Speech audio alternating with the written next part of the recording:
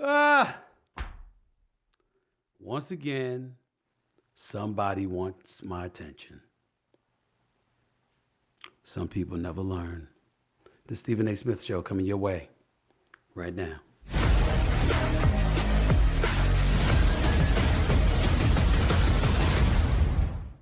What's up, everybody? Welcome to the latest edition of the Stephen A. Smith Show. As you know, I love coming at you at the very least every Monday, Wednesday, and Friday over the digital airwaves of YouTube. I'm on the road this week. We're here in our LA studios thanks to our official studio sponsor, FanDuel Sportsbook. FanDuel is the official sports betting company of the Stephen A. Smith Show. Please make sure to like and follow the Stephen A. Smith Show on YouTube. Click the bell to get notified for all of our new content. And thank you so much for the support you've given me. We've exceeded over 305,000 subscribers, and it continues to grow by the thousands every single day. So I thank you from the bottom of my heart for the support. Please keep it coming. And by the way, while you're doing so, make sure to pick up a copy of my New York Times best-selling book, Straight Shooter, a memoir of second chances and first takes. I'll be alluding to that book today, by the way, because of some things that transpired over the weekend, and I'll get into that for a second. I know y'all are all waiting for me to touch on a particular individual who's a Hall of Fame wide receiver, who had a lot of chirping to do over the weekend and stuff like that. Don't you worry. I'll get to his ass in a few minutes. Make no mistake about that. But prior to that, it's apropos for me to get into what transpired week 2 of the NFL season. Several games went on this weekend. We know the slate of games that took place. I'm kind of annoyed with everybody talking about the Dallas Cowboys. The defense is this, the defense that's the best in the NFL, Steve. Micah Parsons, that dude, oh my God. Yeah, I know. Micah Parsons is that dude. Arguably the best defensive player in football. Some people would say Chris Jones. Others would say Nick Bosa. I'm of that mindset that Micah Parsons definitely is that dude. Make no mistake about it. Him, along with Stephon Gilmore and Trayvon Diggs at the corners for the Dallas Cowboys, with DeMarcus Lawrence and Micah Parsons and those boys getting at the quarterback. The Jets didn't stand a chance on Sunday afternoon because Aaron Rodgers wasn't there. Garrett Wilson had no help. Dalvin Cook had no help. Breece Hall had no help. Jets defense, they could have been a bit better. We'll get into that another time. But let me tell you something about the Dallas Cowboys. First 2 weeks of the season, you see the stats: 10 sacks, 4 forced fumbles, 5 interceptions, 1 blocked field goal, 2 touchdowns, just 10 points allowed. They've outscored the opposition 60-10. I get all of that. Okay? And the Dallas Cowboys defense is nothing to sneeze at. I'm not trying to deny that. But y'all really gonna sit here with a straight face and act like it's a big deal that the Dallas Cowboys romped the New York Giants and then the New York Jets? Really? That's what we doing? Did they play the San Francisco 49ers? Did they play the Miami Dolphins? Did they play the Buffalo Bills, even though the Buffalo Bills lost to the Jets on opening night? Did they play any of these teams? Did they play the Kansas City Chiefs, the reigning defending Super Bowl champions? Did they play the Philadelphia Eagles, the reigning defending NFC champions? I understand that the Dallas Cowboys are no joke. I get it. I understand it. And their defense is all world. There's no argument here, ladies and gentlemen. As much as I would like to troll you sorry, disgusting, nauseating Dallas Cowboy fans, I'm man enough and real enough to acknowledge, they are no joke. I get it. I understand it. Defensively. But offensively, I counted at least 2 passes that should have been picked off yesterday. At least 2 by the New York Jets. Didn't happen. Dak Prescott is still your quarterback. I keep telling y'all, just wait for it. You're going to see. And then we see old Jerry Jones, my buddy. Jerry Jones sitting up there, touching his hand to his heart, like he's singing the national anthem or something, praising the exploits of Mike McCarthy, his coach. He's calling all the right plays. Sure, okay. We'll see. The Giants and the Jets are your litmus test? Really? Good luck with that, because let me tell you something. The San Francisco 49ers is the best team in football. They ramrodded the Steelers opening weekend on the road. Then they beat the Los Angeles Rams, led by Matthew Stafford, on the road yesterday afternoon. Their defense is a top 3 defense. Bosa's back on the crew with them. Deebo Samuel's on offense. George Kittle is on offense. Ayuk is on offense. Okay? I'm just looking at them. I'm looking with Christian McCaffrey, leading rusher in the NFL.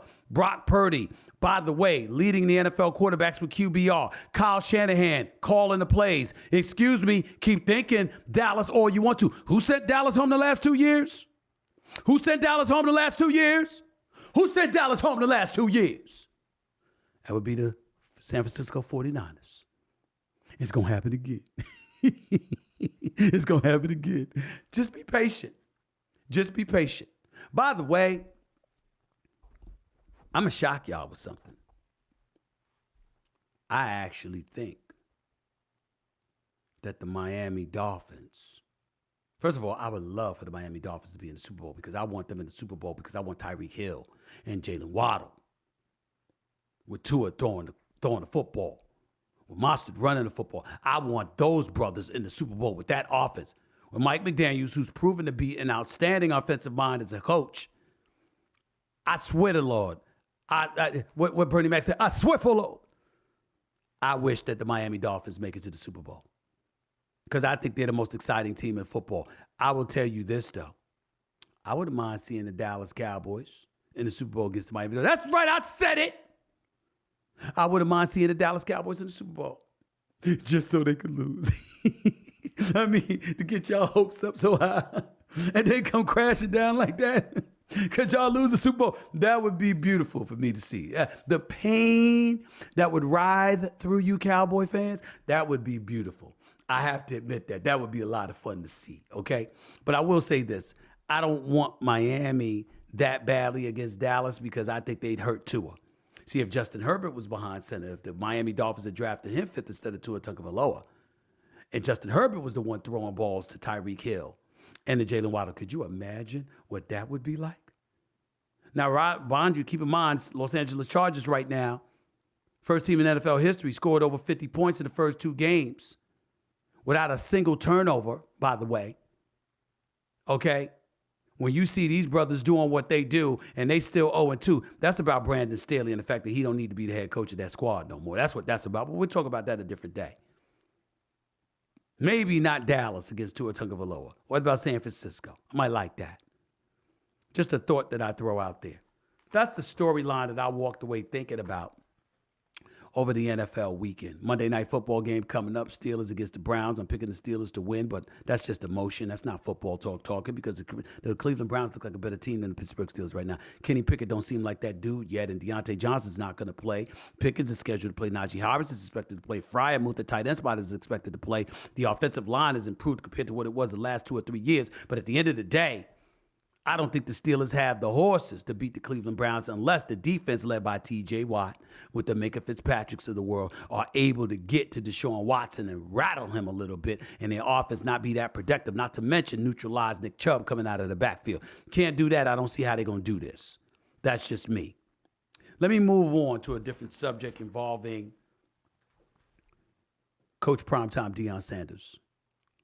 First, let me say this.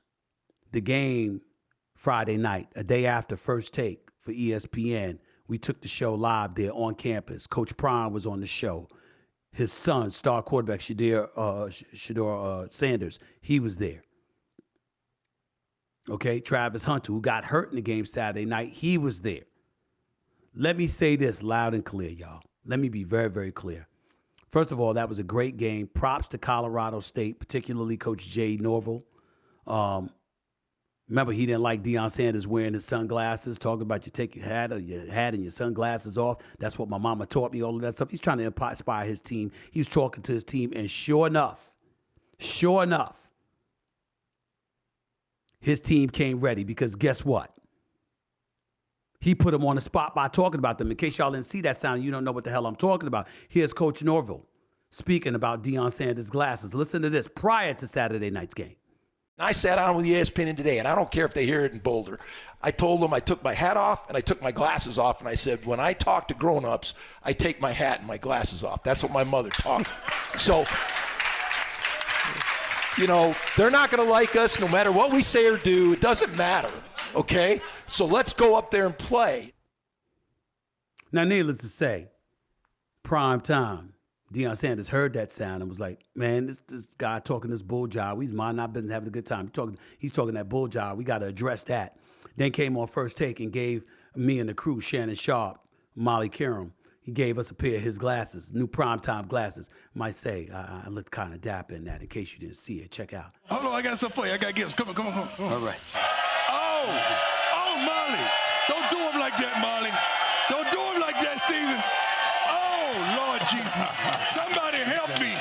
Thank you so much to primetime Deion Sanders. That was the good news. The bad news is that the game took place, and Travis Hunter, courtesy of a cheap shot by Colorado State safety Henry Blackburn, I think right there in the sternum area, he got hurt, had to be taken to the hospital, and Travis Hunter's going to be out for at least 3 weeks following that late hit on Saturday night. Nevertheless, Colorado came back, led by Shedeur Sanders, star quarterback.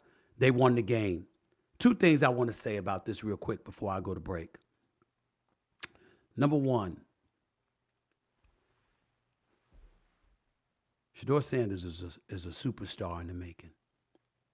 Ladies and gentlemen, look at him look away and then throw to a different receiver and come back and throw to a different receiver. Look at him go through his progressions. Look at his athleticism and speed. Look at his arm strength. This brother is special. And when you consider his skill set, that's one thing. But when you consider the fact that this brother is primetime Deion Sanders' son, and you look at his poise, his leadership capability, how protective he is of his father. He was standing at midfield when his father shook hands with Coach Norville after the game because of what Coach Norville said about him. I mean, the poise under pressure, the big moments, he doesn't shy away from it. He embraces it. He has star written all over him. He is that freaking special. That's the one thing that I wanted to say. Here's the other. I can't say enough about my brother, primetime Deion Sanders. No insult, no shade. There's a lot of great places throughout this country to live. For blacks, for whites, for Latinos, everybody in between. The society offers us a lot. This country is great for a reason. People risk their lives to get over to these borders for a reason. But I got to tell you, it is safe to say it ain't that many black people in Boulder, Colorado. I mean, it's just safe to say it's safe to say it ain't that many people in Boulder, Colorado, black people in Boulder, Colorado. But they're there now. At least on Saturdays when the football team's playing. It's because prime time is there. That's why. It's something special to behold. And I'm telling you right now, this brother, what he has done to change the culture in that city is one thing. To change the face of college football. We haven't talked about Nick Saban and Kirby Smart and those boys. Brian Kelly or Chip Kelly or anybody else. We haven't talked about them that much. Okay? Lincoln Riley and all. We haven't talked about them much. But we've talked about prime time. He's been the story, and they got their work cut out for them when they go against USC. Because the reigning Heisman Trophy winner is coming to town to go up against Shedeur Sanders. And I'm telling you right now, that's the matchup we all have to see. We can't miss that. That's going to be must-see TV. That is going to be a sensational, sensational situation to look at. But prime time, and I think about his greatness, I'm not just talking about what he's doing. As a leader, as a recruiter, as a leader of men, as a football mind, as a talent evaluator, the opportunities that he's opened up for coaches and players from HBCUs, historically black colleges and universities, for those of you who don't know what that acronym stands for, is pivotal. It's big. Because seeing what he sees, there's only one. He's one of one. There's only one primetime Deion Sanders. But because of the talent that he's brought with him, everybody knows that the success, he isn't succeeding by himself. He doesn't fail to give his players credit. He doesn't fail to give his coaching staff credit. And if you're getting them from HBCUs and they're succeeding, it's going to put ample pressure on college programs and NFL franchises to recognize what HBCUs may indeed have to offer. That is culture changing. That is what Deion Sanders has pulled off. Every college football program is going to ask now, where's my Deion Sanders? They won't admit it, but that's what they're going to do. He's one of one. We know this. But he's also letting you know you don't have to be him to enjoy some level of success. And that HBCU products, both in the playing and coaching ranks, deserve some consideration. Last week, I made an appearance on the Joe Budden podcast. Obviously, a few people had some things to say about it. Why Terrell Owens was one of those people, I have no idea. He instigated some stuff. He started it. That's all I'm going to say until I come back from this break. You're listening live to Stephen A. Back with more in a minute. Score early this NFL season with FanDuel, America's #1 sportsbook. Right now, new customers get $200 in bonus bets guaranteed when you place a $5 bet. That's $200 in bonus bets. Win or lose. If you've been thinking about joining FanDuel, there's no better time to get in on the action. The app is so easy to use, by the way. There's a wide range of betting options, including spreads, over and unders, and, this is a fun one, player props. That's how granular you can get with FanDuel. You think one wide receiver is going to score a touchdown and everyone's overlooking him? That's where you can make a splash. And that's what makes the game all the more exciting to watch. This is why I love FanDuel. So visit FanDuel.com/SAS and kick off the NFL season. FanDuel, official partner of the National Football League. Must be 21 plus and present in select states. FanDuel is offering online sports wagering in Kansas under an agreement with Kansas Star Casino, LLC. First online real money wager only. $10 first deposit required. Bonus issued is non-withdrawable bonus bets that expire 7 days after receipt. Restrictions apply. See terms at sportsbook.fanduel.com. Gambling problem? Call 1-800-GAMBLER or visit fanduel.com/RG in Colorado, Iowa, Michigan, New Jersey, Ohio, Pennsylvania, Illinois, Tennessee, and Virginia. Call 1-800-NEXT-STEP or text NEXT-STEP to 53342 in Arizona. 1-888-789-7777 or visit ccpg.org/chat in Connecticut. 1-800-9-WITH-IT in Indiana. 1-800-522-4700 or visit ksgamblinghelp.com in Kansas. 1-877-770-STOP in Louisiana. Visit mdgamblinghelp.org in Maryland. Visit 1-800-GAMBLER.net in West Virginia or call 1-800-522-4700 in Wyoming. Hope is here. Visit gamblinghelplinema.org or call 800-327-5050 for 24/7 support in Massachusetts or call 1-877-8-HOPE-NY or text HOPE-NY in New York. There is no I in team, but there is one in Indeed, and that's the hiring platform you need to build your team. When you're hiring, you need Indeed. I'm telling you, it is of the utmost importance to find the right people for your team. You work, you ideate, you live with these people, and Indeed has powerful tools that help you attract, interview, and hire all in one place. Their whole platform is meant to help you because you got a decision to make, and you can't worry about all the nitty-gritty tech-related stuff. I love that Indeed's platform immediately matches you with quality candidates. Boom! It's easy like that. Join more than 3 million businesses worldwide that use Indeed to hire great talent fast. Start hiring now with a $75 sponsored job credit to upgrade your job post at Indeed.com/SAS. Offer good for a limited time. Claim your $75 credit now at Indeed.com/SAS. Just go to Indeed.com/SAS and support the show by saying you heard about it on this podcast. Indeed.com/SAS. Terms and conditions apply. Need to hire? You need Indeed.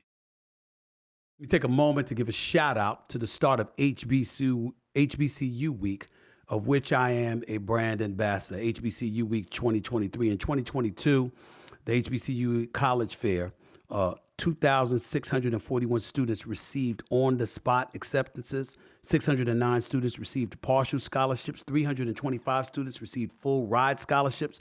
A total of 934 scholarships were offered, and the dollar amount of all scholarships offered was $23,577,000. Since I've been the ambassador for HBCU Week, we've generated in excess of nearly $65 million in scholarships over the last 3 or 4 years or so. So I'm just proud to be associated with HBCU Week. I'm honored to do my part in helping to facilitate academic excellence and scholarships for those who are a bit underprivileged and need all the assistance that they can get. It's one of the greatest honors I've ever had in my life, and I just wanted to take a moment to give a shout out. This is the beginning of HBCU Week, okay? 2023. That means more scholarships, more opportunities more black excellence, and then some to come. Thank you for your contributions to HBCU Week, to all of you out there. Really appreciate it. It's my team. It's my quarterback. And if you guys do that, man, it's unfair. We lost as a team.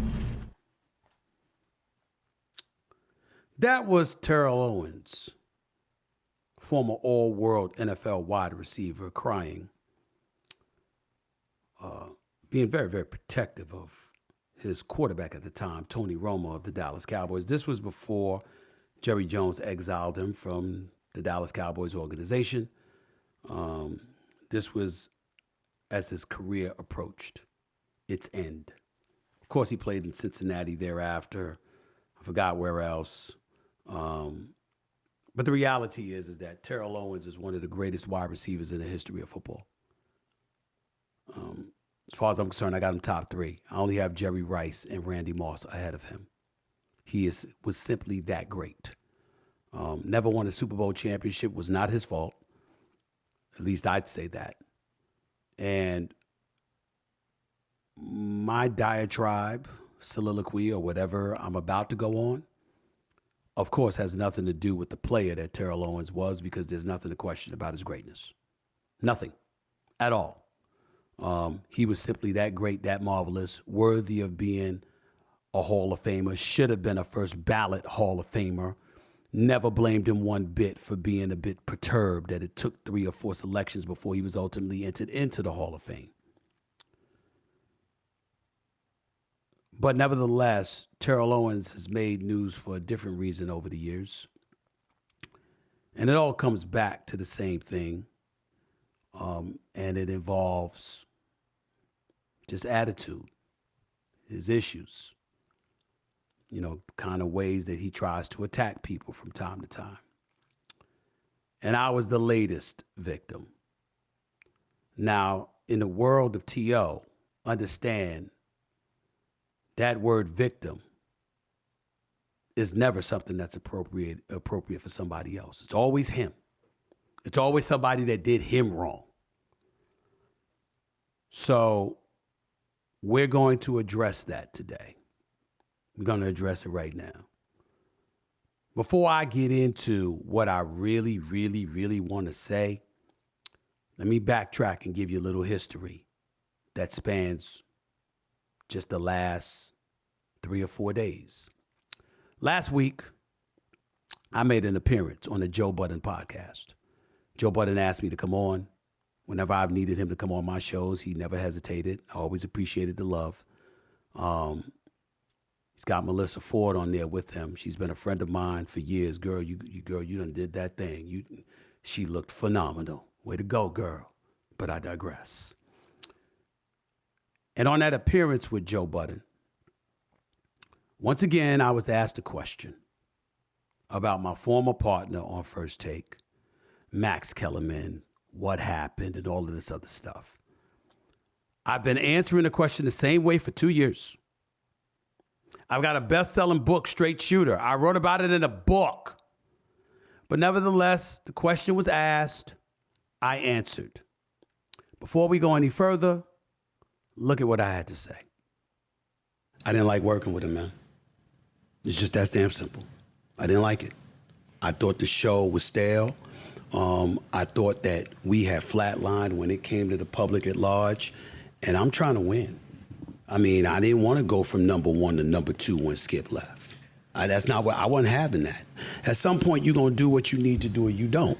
And if you don't do what you need to do, I'm going to get somebody who will. When I went upstairs to management, my exact words were, look, if he's that important to you, give him First Take.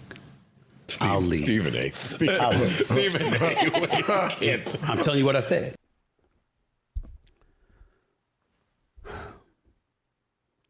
ESPN made the decision that they made.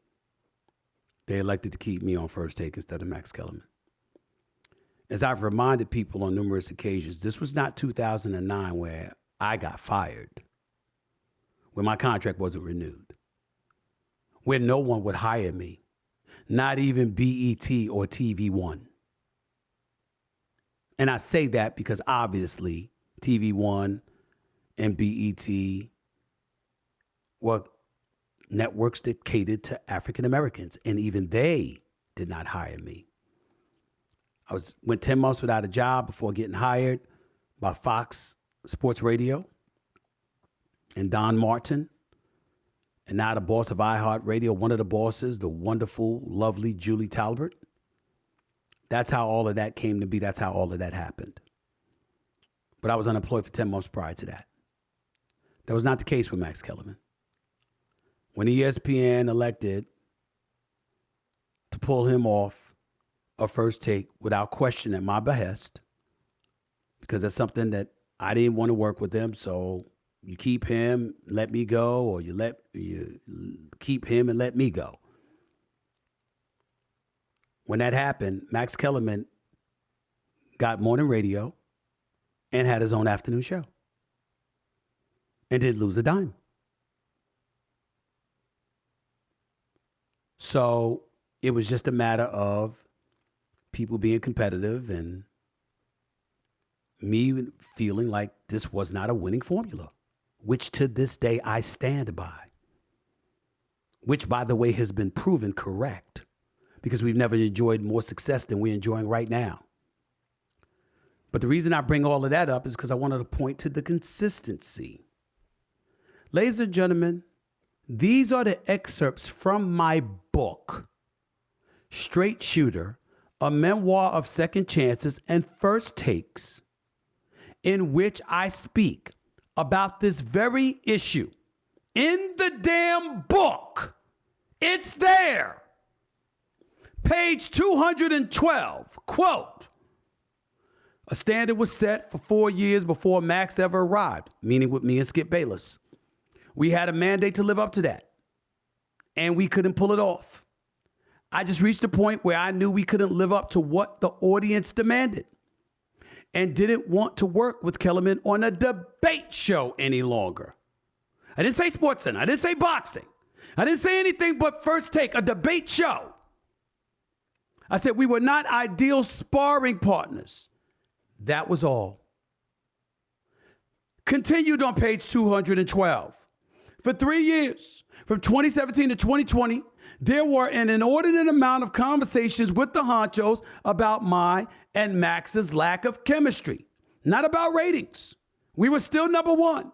Just how uncomfortable it became watching us together because we didn't enjoy each other. I had no desire to sit around and watch First Take falter. Keep going. Page 238. My book, Straight Shooter, New York Times bestseller, doesn't get any larger than that. So I let them know, I'm not asking you to take Max off First Take. We both are assets to this company, but we do not work on a debate show, and we never will.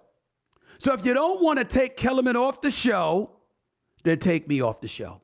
I'll understand. I'm sure we can find something else for me to do here. That was the end. What's the news? I've been saying it since 2016. I'm sorry, 2020. 21, actually. I've said it for 2 years. I'll say it again. I have nothing against Max Kellerman.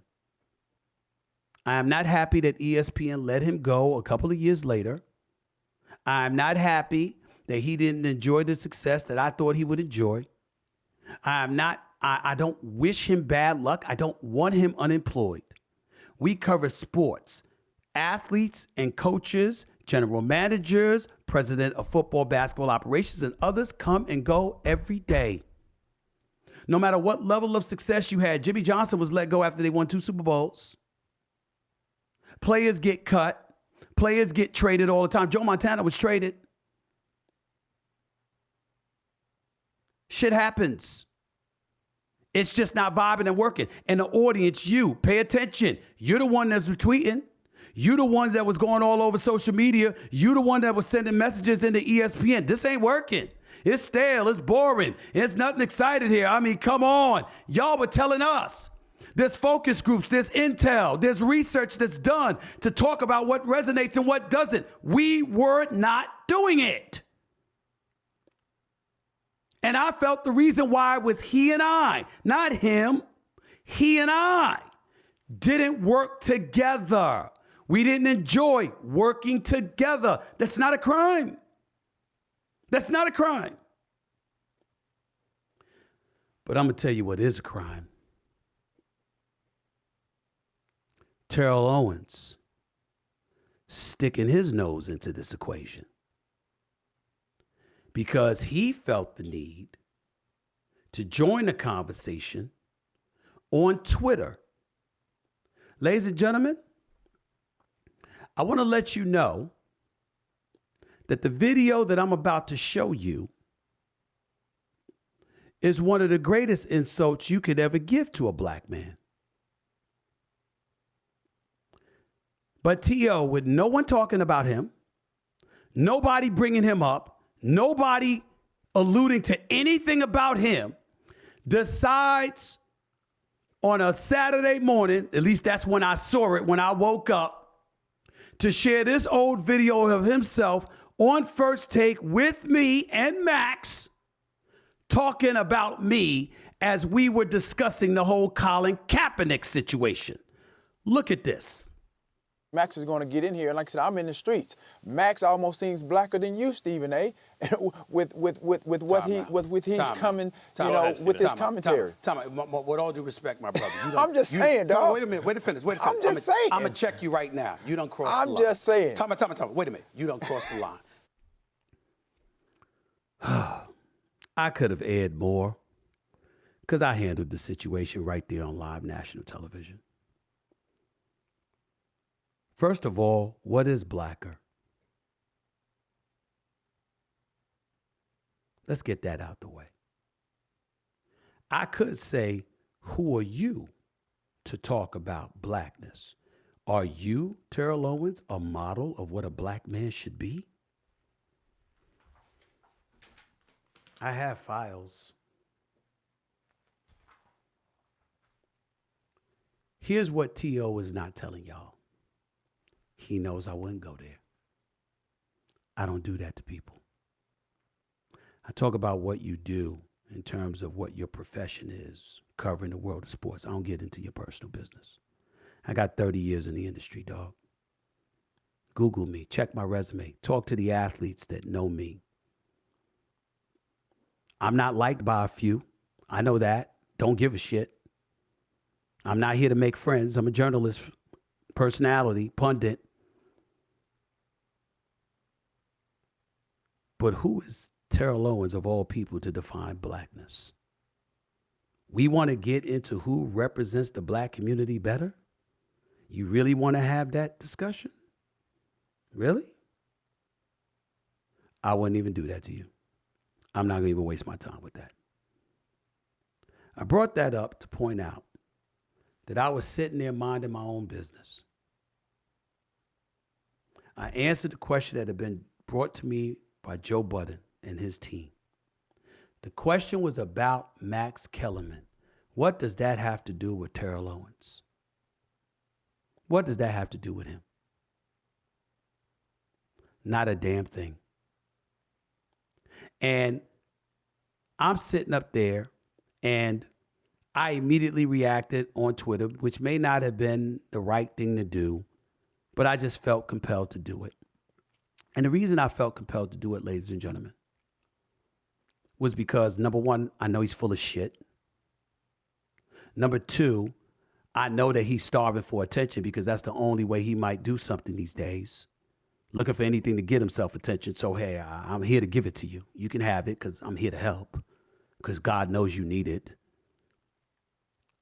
But I checked myself, not because of the inordinate amount of NFL people, in not just present players, but former players, not just the league office, but the NFL Players Association. I had calls from all over the place. Stephen, please don't do this to him. Please don't do this to him. Because we all know the ammunition that's out there.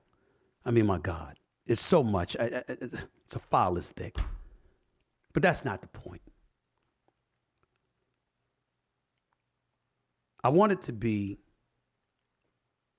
decent. And Kyrie Irving, who we all know I've had my differences with. Damn it, that doesn't mean he's not right. And when Kyrie Irving went out and put out this tweet right here, Stephen A., can y'all call each other like grown, mature men and clear the air without all of the extra social media back and forth, get what you need off your chest and move on? Kyrie Irving was right. And that's a big reason why I'm not going to attack Terrell Owens. But it's not the only reason I'm not going to attack Terrell Owens. I'm not angry at Terrell. I'm not angry at T.O. I'm sad for him. It is rare in my lifetime that I've seen a person make more enemies out of people who genuinely cared and tried to help him than this man. It's really sad. T.O. can talk to y'all all he wants about what kind of person that I am and all of this other stuff. Let me tell y'all what's at the heart of the reason why he and I will never speak to one another again. Ain't nobody running from him. He's talking about how, we'll see what kind of heat you got in my face. I just saw you in Colorado. We were there together at the game for Colorado, Nebraska. We were within a few feet of one another. You ain't say nothing to me. I ain't say anything to you. And we ain't going to ever talk again. And that's fine. I won't miss you. Because I know what you are. I know what you've become. And I'm not angry. I'm sad. Ladies and gentlemen, we stopped talking because after you saw that hit from Max Kellerman, Terrell Owens tried to sue me. He had lawyers contact ESPN, who obviously contacted me to try and sue me. Needless to say, it was laughable. It never went anywhere. He wasn't getting a damn dime, which he was hoping to get. That's why I was pissed off Saturday. Because I haven't spoken to him since that day, because he tried to sue me. He tried to sit up there and say I did something I've never done in my career. And that is take an off-the-record conversation and publicize it. I have never done that in my career. On the soul of everything I love, I don't do that. I've never done that. I would have never been able to enjoy the success that I've been able to enjoy if I had been that kind of guy. And he damn well knows it. Now, we could speculate as to why he would do something like that, why he would accuse me something like that, why he would get lawyers involved looking for money. I wonder why. Y'all speculate about that. But the point is he tried to sue me. And from that point forward, I said I can never talk to him again because who knows what he's going to try to turn into a lawsuit. And I have stayed away from him from that day forward. But prior to that, ladies and gentlemen, why was T.O. on the show to begin with? This show that he says that I need attention for because I need ratings, even though we've been number one for a decade and counting. By the way, just Google it. It's 15 straight months. First Take has been up in the ratings. We've been number one every month, every year for 12 consecutive years and counting with Skip, with Max, without both of them, with me, number one. But I need you for ratings. Okay, sure. The point is, prior to any of that, why was T.O. on the show? Do y'all know that T.O. asked to come on the show? The same show where he said he sounds more blacker than you, T.O. asked to come on First Take. Does T.O. get to come on First Take? If I don't want him on First Take, why don't you call ESPN and ask him? Who's the executive producer of the show? That would be me. He doesn't get to come on the show if I don't let him on the show. I let him on the show because he asked. And I was looking out for him. How do we know that I was looking out for him? Because I spent years defending Terrell Owens.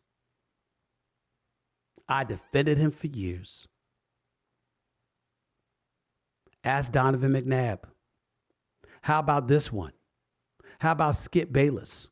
on First Take back in 2016 talking about T.O. to his face when I was off that day, and T.O. and Ocho Cinco were on First Take as subs for me because I was off that day handling personal business. Look at this segment right here with Terrell Owens, Ocho Cinco, and Skip Bayless. Check this out. And I thought about it last night because my man Stephen A. Smith, and we do miss him today, feels 10 times more strongly than Nelly does that I have been unfair and too hard on Terrell Owens. So I've soul searched about it. Donovan McNabb, call him. Primetime Deion Sanders, who T.O. was at the game the other day, and for some reason has been on the sidelines with him. Call him. Chris Carter, who T.O. turned his back on when he went to shake his hand in a room full of Hall of Famers to welcome him to the Hall of Fame, turned his back on Chris Carter in full of a room of Hall of Famers. Ask him. Ask Michael Irvin. Ask them all. Ask them. The list goes on and on and on of people who know. Throughout his career, I have always tried to help Terrell Owens.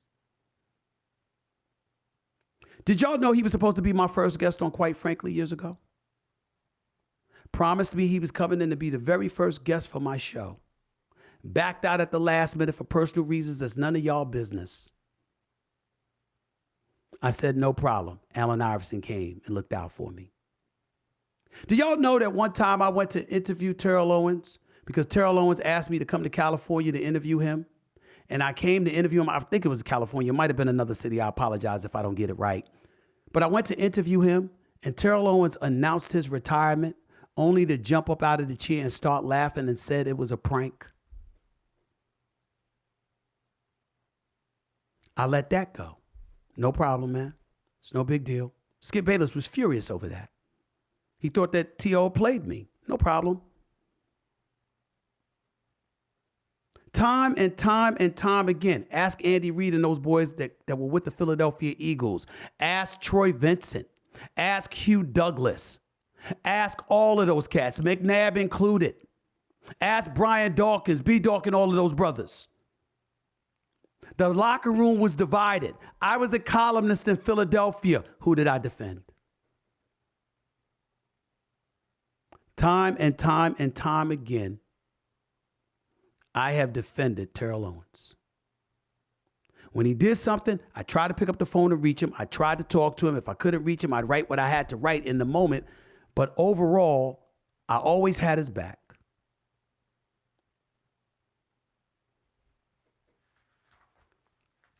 But don't y'all know? When you have T.O.'s back, that's when you're most likely to get stabbed in yours.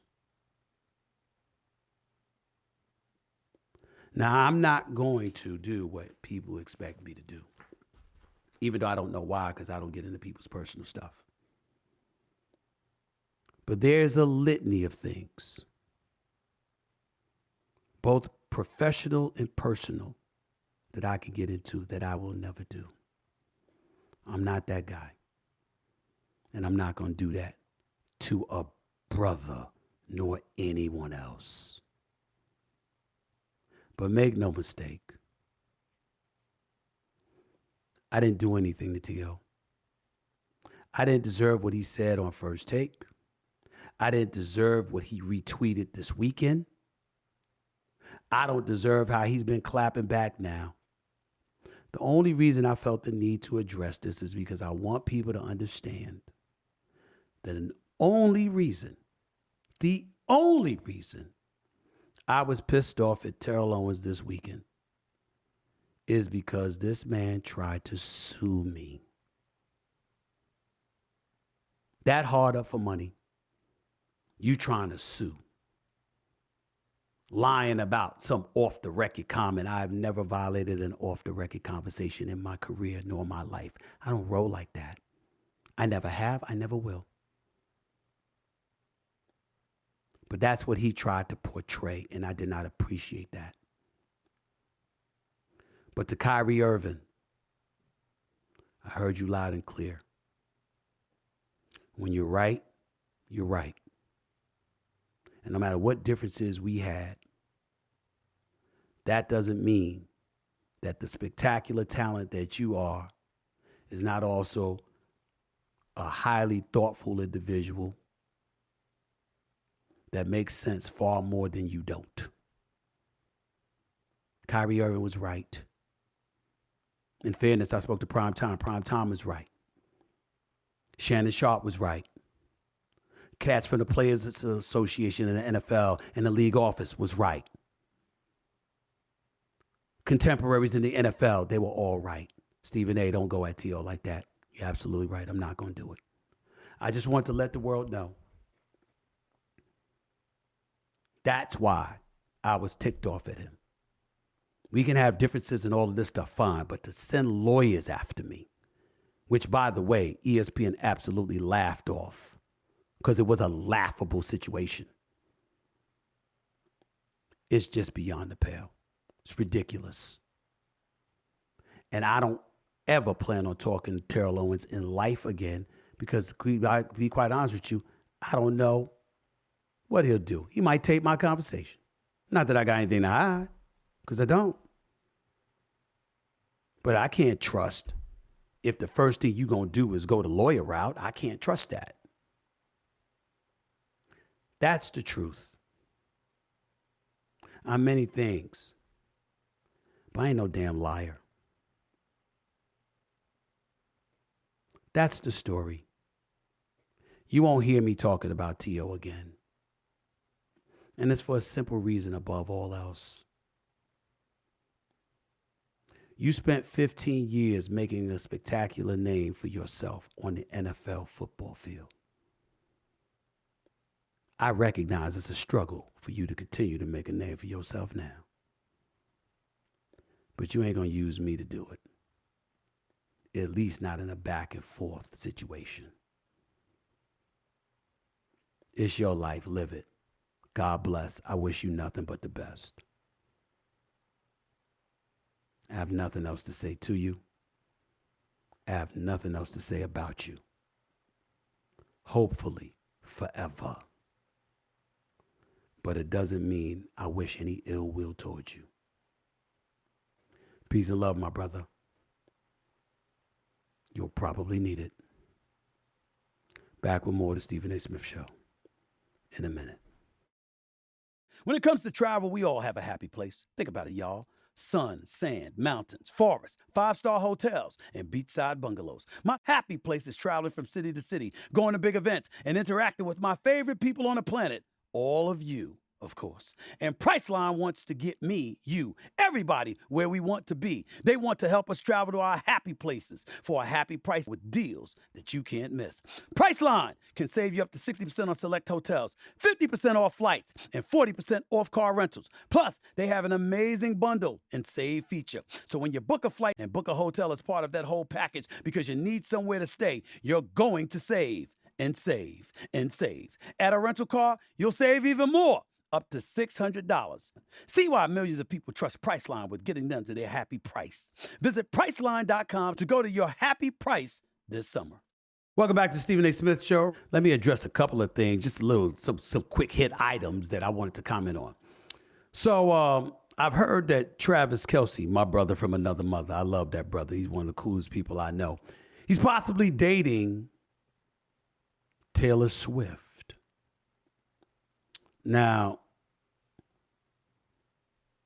Travis has an ex. I won't say her name, but y'all all know who she is. I will openly confess I have a very, very soft spot for her. She is spectacular. I will always adore her. She's good people too. But whatever it is their business. And this is just stuff that I'm responding to. I'm going to say this. Taylor Swift, you could do a lot worse. But so could he. Because I haven't gotten over that Taylor Swift concert. I mean, she was off the chain. Now, I don't want everybody to confuse this. I am still Beyonce all day, every day. I don't want Blue Navy coming after me because it's not Rihanna. I love Rihanna, respect Rihanna. I buy her music. She's spectacular. Rihanna's the joint. I love Rihanna. Taylor Swift surprised the living hell out of me. I could not believe how phenomenal her concert was. It was spectacular. It was spectacular. But nobody is Beyonce. Nobody. The Queen Bee. Yes, I want to say that. Getting that out the way, Travis Kelce with Taylor Swift. That's not bad. That's not bad now. I mean, I watched Taylor Swift perform, and Taylor Swift got a little something with her. Pretty, long, nice legs, looks good. That's not bad. And I sincerely doubt that Travis Kelce will find anyone more successful than her. I mean, she made over $5 billion in this concert tour and counting. Even counting a movie yet. So, Travis Kelce's a Super Bowl champion. Champions like champions. My brother, more power to you. By the way, this person on TikTok has an interesting theory as to why Swift is talking to the star tight end. Check out this TikTok video, please. Taylor Swift is from Philadelphia. She's an Eagles fan. I think that Taylor Swift is purposefully sabotaging the Kansas City Chiefs to allow the Philadelphia Eagles to win the Super Bowl this year. If you know anything about the Chiefs, you know that Travis Kelce didn't play in the first game of the season because he has a very deep bone bruise. And Taylor Swift is off from the Eras Tour until November. So I think that Taylor Swift is hunkering down in Kansas City, nursing Travis Kelce back to life. So all this to say, Taylor Swift, you're not slick. I see what you're doing, and I don't like it. Go Chiefs. Oh, my Lord. I don't even know what to say about that. I don't think that has anything to do with it. I think men covet what we see. We're physical creatures. We look at somebody, we like what we see, and we're available, and we think we got a chance. We kind of go for it. That's just how it works. By the way, his ex is a girl. I know the girl's name is Kayla Nicole. I've met her on many occasions. I know her a little bit. She's good people. I've got nothing negative to say about her, not a single syllable. I'm not going to even engage in this subject anymore. She's a beautiful person inside and out. I met her through Travis, who I love to death. She's good people. I wish her nothing but the best. I wish him nothing but the best. I got no comments on all of that stuff. I'm just saying. Travis Kelce's that dude. And there's a lot of women that want Travis Kelce. That's the way it goes. Black, white, Hispanic, everything in between. Most women that see Travis Kelce want Travis Kelce. At least that's the way it appears when I see him around in public and women are fawning all over him. I'll leave it at that. Other item I want to get to, the Mexican government revealed pictures and video of what a witness says are alien remains. And the internet lost its damn mind because these are supposedly real aliens. They look fake as hell to me, but look at this right here. I mean, they look like they stole that off of Independence Day. Let's look what that's what that looked like. That's what that looked like. But this is what I've said to y'all. And I've said this before, and I'll say it again. When I see stuff like Total Recall, Independence Day, and stuff like that, ladies and gentlemen, that doesn't surprise me. This is the planet Earth. There's human beings here. We're not the only planet in the galaxy. We're not the only planet in the world, in the universe. Do you really, really think that human beings are the only creatures that live on this earth? I mean, maybe not, I don't mean on this earth, but I'm just saying in the universe? Come on. It happens. It wouldn't surprise me at all. I just know this much. If I see a damn alien ship hovering over the Empire State Building or something like that, I'm not going to be like a bunch of white folks that I saw on Independence Day. Wow, that's peculiar. We're going to celebrate. We're going to stand on the top of the building. Everything, it looks great. I mean, wow, I got to go up there. Oh my goodness, they're coming for us. This is great. Oh, hell no. I'm running. I'm trying to get the hell out of town. That's what I'm trying to do. I tell you that right now. Ain't no doubt. I just wanted to put that there. Anyway, I got to rush on out of here, all right? I will catch y'all another time. I appreciate y'all listening into the Stephen A. Smith Show. Make sure to keep on watching. All right. But until then, thanks for watching another episode. I'm here at the very least every Monday, Wednesday, and Friday over the digital airwaves of YouTube. Make sure to like and follow the Stephen A. Smith Show right here on YouTube. Click the bell to get notified of all of our new content. And be sure to pick up a copy of my New York Times bestselling book, Straight Shooter, a memoir of second chances and first takes. Until next time, ladies and gentlemen, peace and love. I'm out.